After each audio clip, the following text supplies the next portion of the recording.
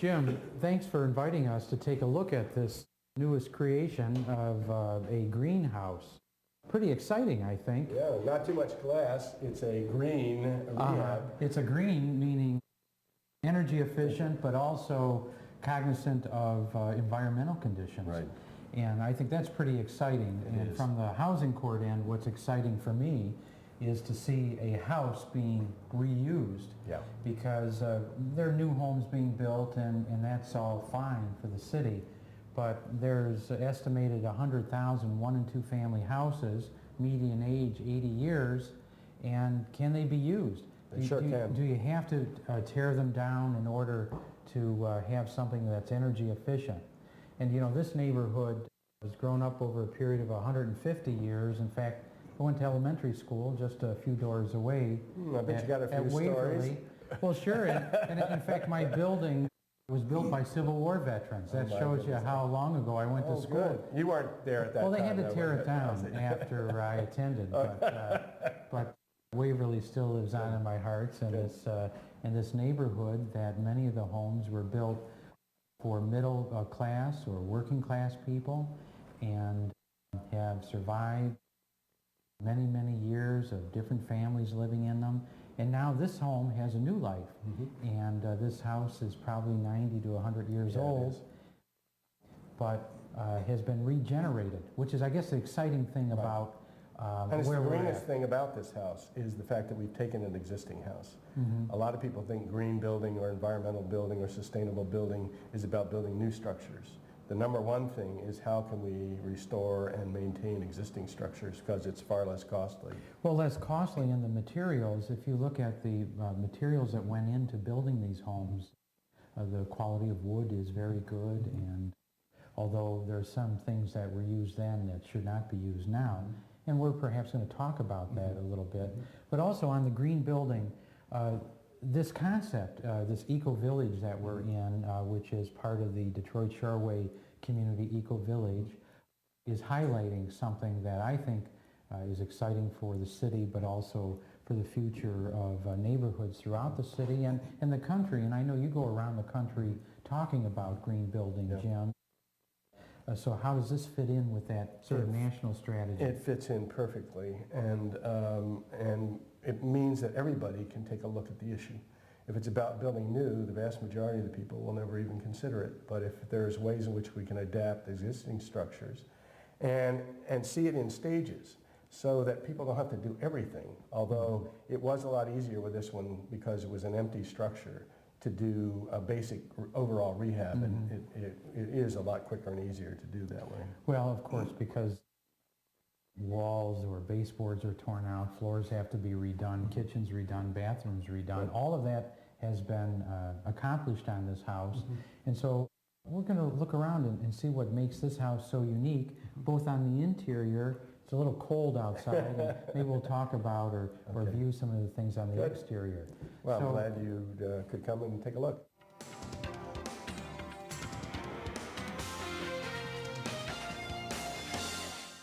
First off, I see the windows, and it appears that they're all new windows that are in here. And what's going on with those? Today, we used double glazed glass with a low E, which means a low emissivity reflective surface.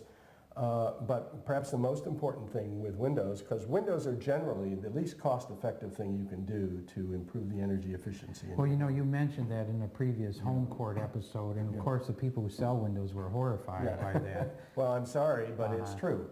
But old windows have lead paint on them. Many times they're starting to deteriorate, and after all, they were 80 years old.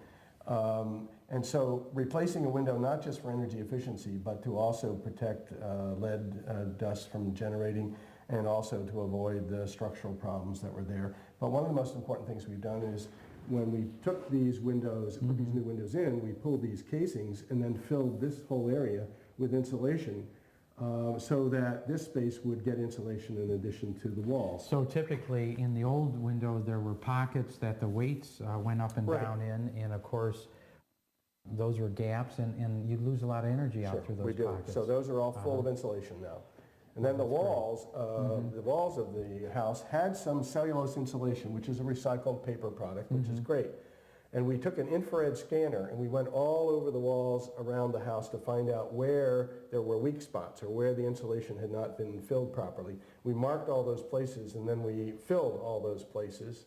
And then we actually took the baseboards off and then blew additional insulation in Up and down. up and down and along this floor level, because it's often where it gets missed.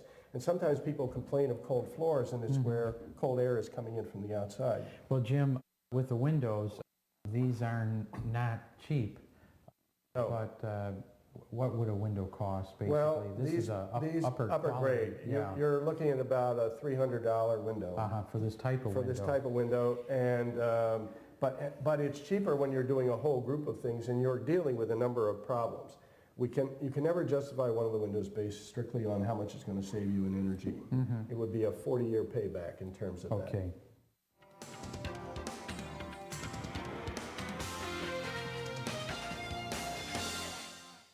Many times in our older homes, heat registers were put in the outside wall and then the walls would be plastered, and the ductwork was not very well sealed.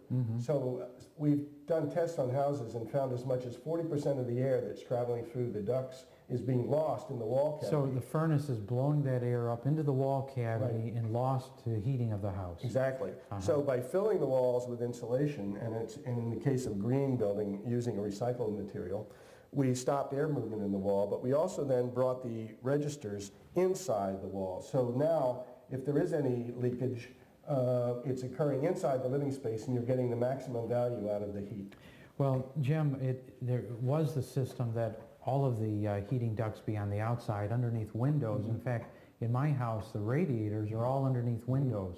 So that philosophy has changed, is that It's right? changing, partly because of the nature of the windows. The low emissivity reflects radiant energy back in, so you can be closer to windows, but also because the walls are tight now and the insulation is fully compacted, and we have the registers where they can deliver the most heat, you can heat a room without being under a window and not experience the discomfort that used to be the problem. Okay.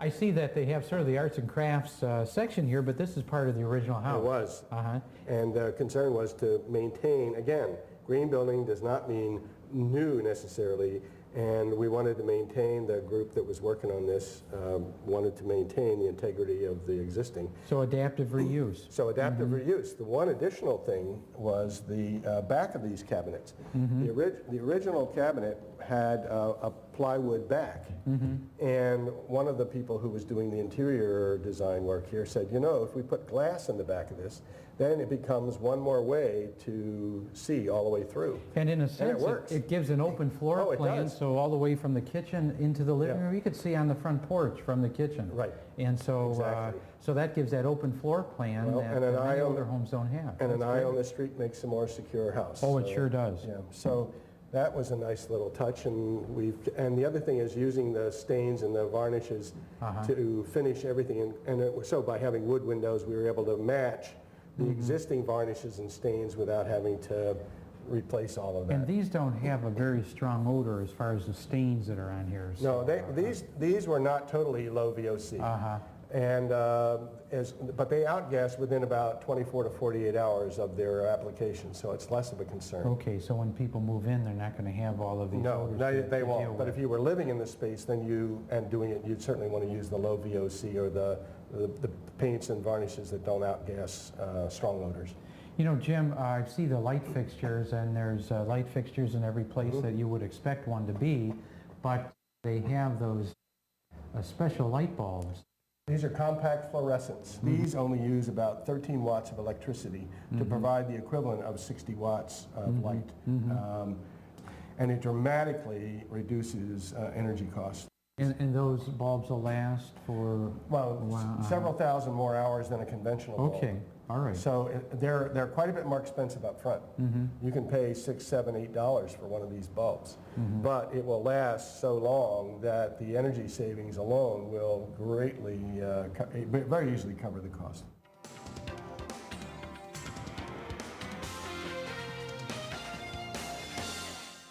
We're about to go into the kitchen. We're in the dining room. We're in that transition area, and you were mentioning that there was something that was here that was removed. What was Chimney. it? A chimney. The chimney was right here.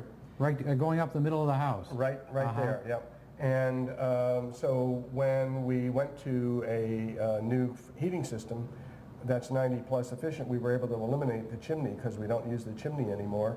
And that permitted us to move the kitchen out a little further. Oh, so you're able to get more room in the More kitchen room in by the kitchen. eliminating the chimney. Exactly. And you know, Jim, I see many cases that come before the court of people who have to deal with these old chimneys. Yep. They have to tuck point them. And what happens is after they're used for a while, and if the furnace is blowing air up those chimneys that has a high moisture content, the brick deteriorates. And I've seen some of those chimneys literally falling apart from Exactly. the inside. Well, and I've seen some that drop their bricks into the center and then block the flue gases from getting Right. out and create a carbon monoxide Right. problem. So if people get afraid of the 90 plus because it's more expensive. But if it eliminates their having to do maintenance on the chimney. Right. Oh, and that's Then a big cost. it's a big cost. Never ever cheap. Well, and have to redo it. and you get so little for your money. Right. So if we can eliminate the chimney and then just patch the roof surface, we've eliminated that problem. And we're going to go down and take a look at the pipe that now vents for Yeah. the chimney, which is economical Yeah. and convenient. Well, and now all that Good equipment thing. is becoming less expensive too. Oh, all right. And The that's prices good, are too. coming down. Yeah, hopefully. So you have counters in here, and this looks like a normal counter. What's different about this? Well, all of the laminate has been placed on a compressed straw board, and it's made out of straw, which means that it's a product that will be available forever and ever and ever. As long as there's life, we'll be able to get straw. And it also uses bonding agents that have no harmful fumes coming Like out. formaldehyde. Many of them It has use none of formaldehyde. that kind of stuff in it. And the carpenters tell me they like it because they can cut through it so much easier. So And it's all the very counters durable. are made of this? All the no- counters and the cabinets. So the degassing, you don't have to worry about You that don't. with the odors that may have some No. environmental conditions, particularly for people who have asthma or that type of thing? That's right. Right. Well, that's great.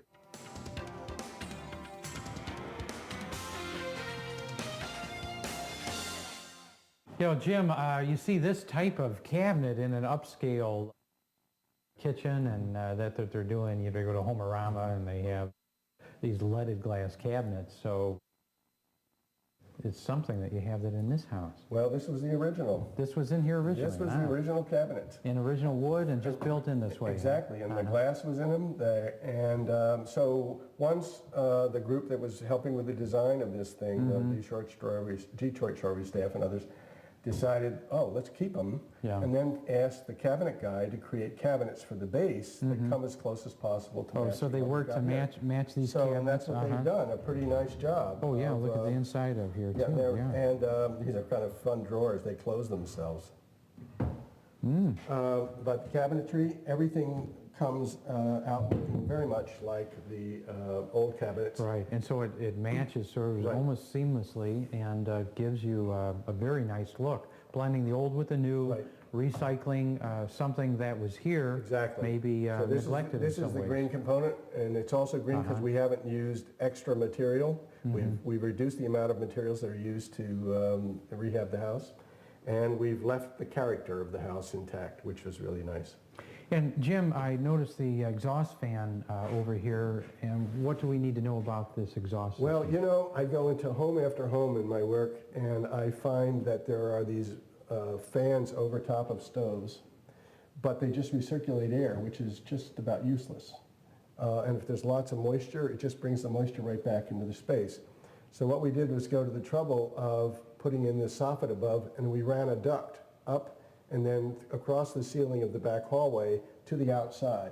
So now when this is used, it will exhaust all the way to the outside. And so if you're using a gas stove, or if you're doing a lot of cooking that produces moisture, you can vent that moisture out of the house and not create a problem. And I know from one of our previous programs, we talked about moisture on the inside, and when a home is energy efficient and tight, moisture may not be the best thing, particularly having your dryer vent out moisture from the cooking and the moisture from the shower. Right. So venting that moisture out is even more important. It is, and this does it. Great.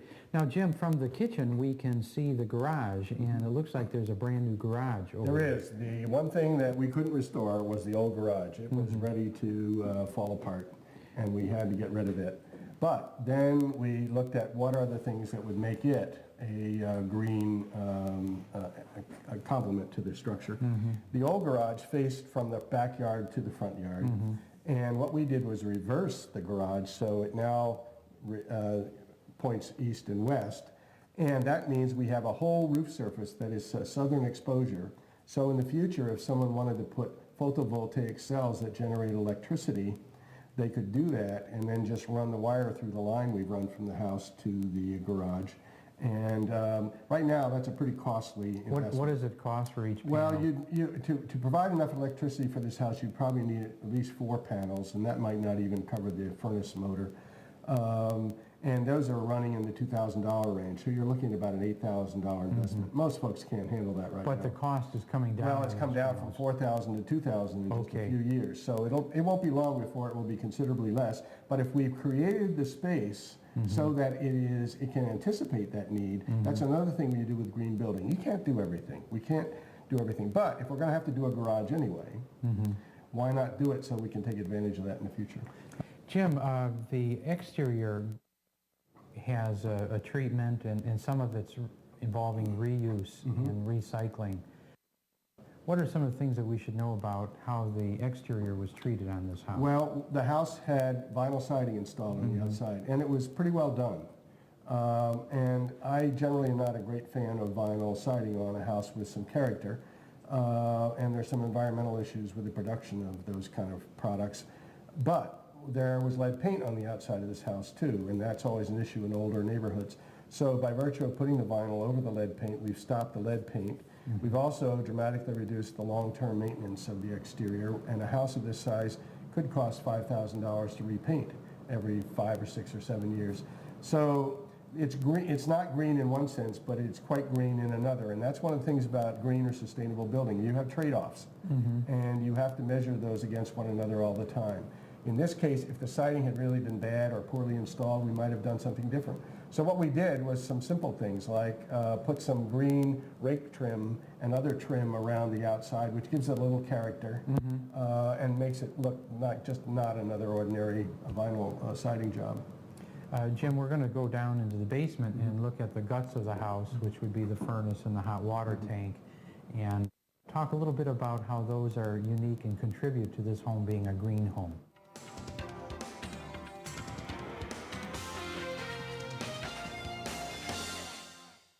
Jim, I see that there's a special masking or coating on the furnace and on all the ductwork. Now, I've seen duct tape go around that. It's not really duct tape, but a special tape. What is this here? Well, what we've discovered over the years is the tapes gradually start to pull free or deteriorate, and they've invented a mastic. It's called a mastic, and it looks like a kind of a gray peanut butter, and they use a brush, and then they brush in a full amount of it to seal all of the seams in all of the ductwork.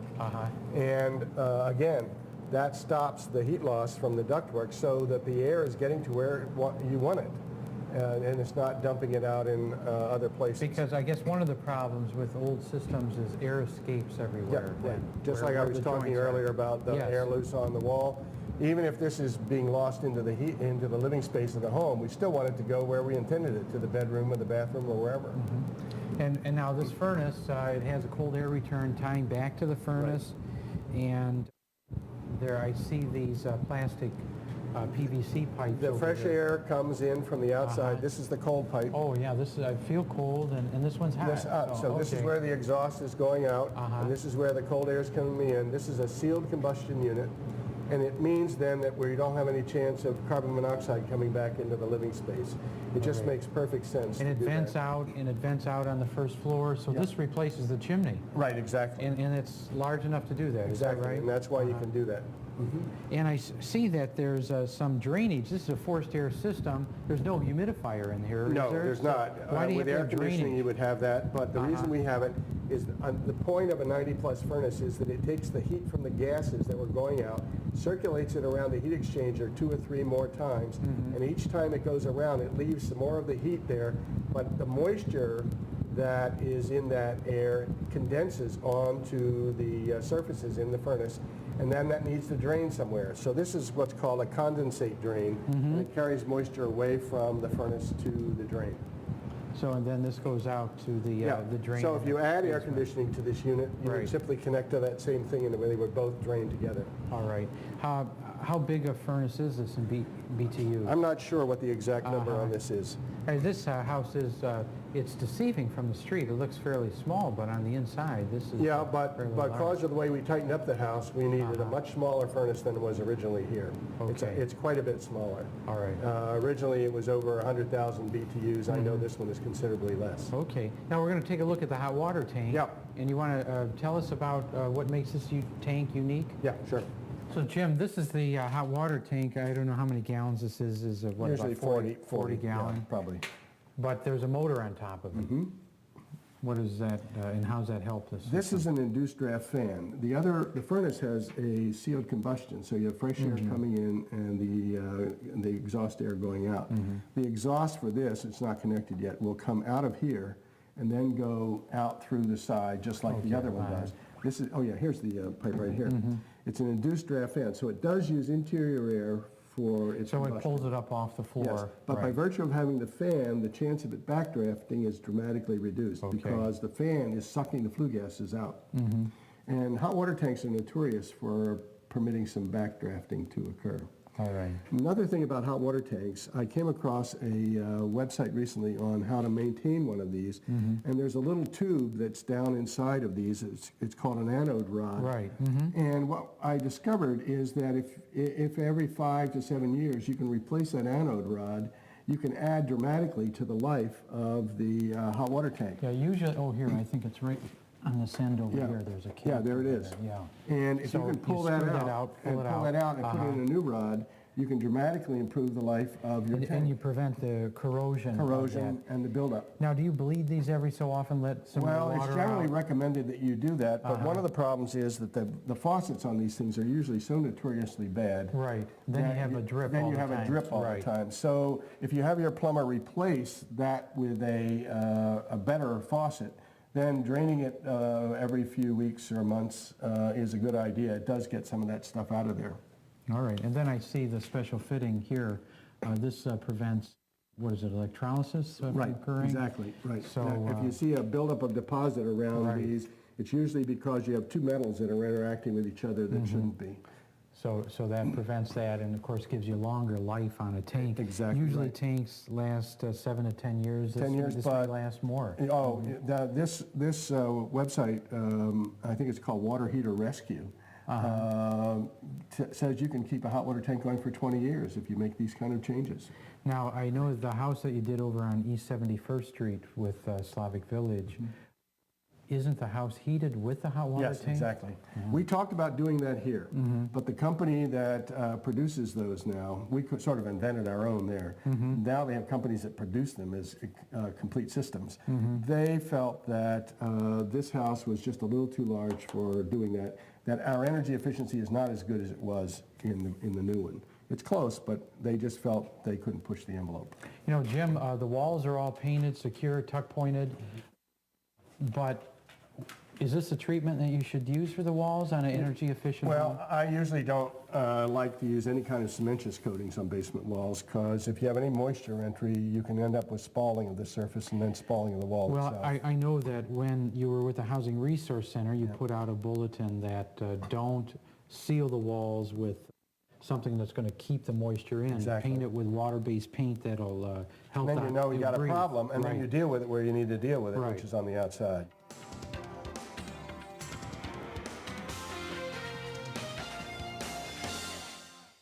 Jim, the recycling goes on in the bathroom in this house. This is a one full bath and a toilet in the basement.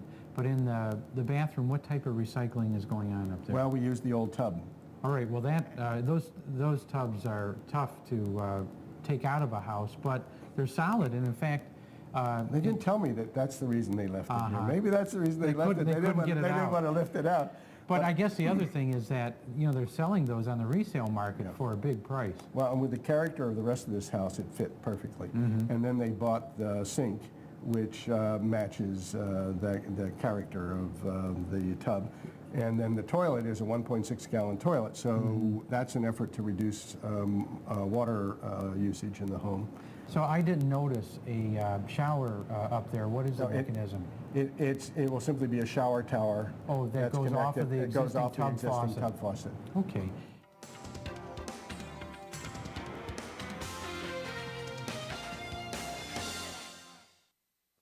Jim, this hallway has something unique. Is a skylight, or what is it? Well, it's a light tube.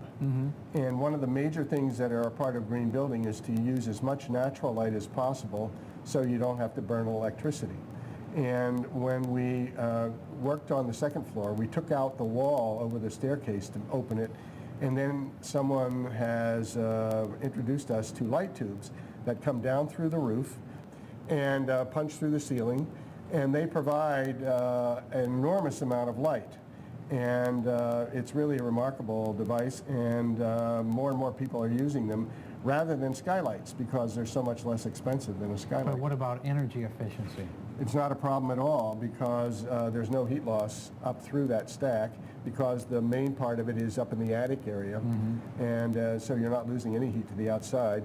The glass that's over the face of it is sealed, so you're not losing heat from the interior. And I've noticed that it looks like you've even cut down part of the wall in the hall. Yeah, we cut the wall out so that we could open it up. We wanted to open up spaces. In many older homes, they're locked into little tiny spaces, and if you can open up space, so many younger people today want open space, and once you see it, it's really not, it's a nice feature.